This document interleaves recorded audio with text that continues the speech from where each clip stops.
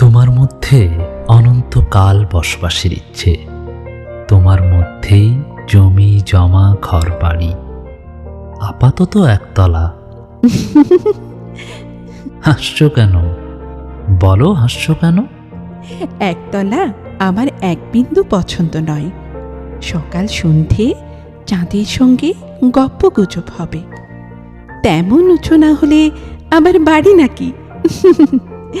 আচ্ছা আচ্ছা, তাই হবে।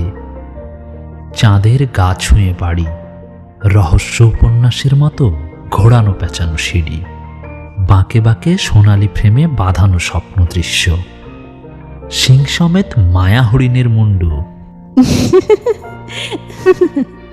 হাসছো কেন? বলো, হাসছো কেন? কাটা হরিণ দেয়ালে ঝুলবে, অসহ্য। হরিণ থাকবে বনে, বন থাকবে আমাদের খাট পালঙ্কের চারধারে। খাট পালঙ্কের নিচে ছোট্ট একটা পাহাড়, পাহাড়ের পেট চিরে ঝর্ণা। আচ্ছা, তাই হবে। পাহাড়ের পেট চিরে ঝর্ণা, ঝর্ণার উপরে কাশ্মীরি কার্পেট, সিলিংয়ে রাজস্থানী ঝাড় জলের ঝাঁঝরির মতো উপর করা, জানালার গায়ে মেঘ, মেঘের গায়ে ফুরফুরে আদ্যির পাঞ্জাবি, পাঞ্জাবির গায়ে লখনৌ চিকনের কাজ। হাসছো কেন?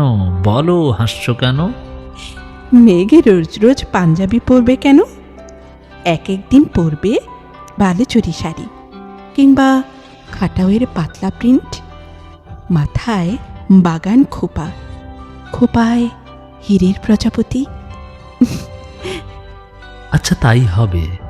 মেঘ সাজবে জরিপার শাড়িতে, আর তখনই নহবতখানার সানাইয়ে জয় জয়ন্তী, আর তখনই অরণ্যের রন্ধ্রে রন্ধ্রে বুনো জানোয়ারের হাক ডাক, খাদে ঝাঁপিয়ে পড়ার জন্য জেগে উঠবে জলপ্রপাত, শিকারের জন্য তীরধনুক, দামামা, দুন্দুভি। হাসছো কেন? বলো, হাসছো কেন?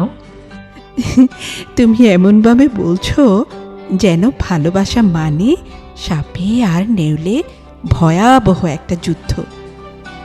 ভয় লাগছে। অন্য গল্প বলো।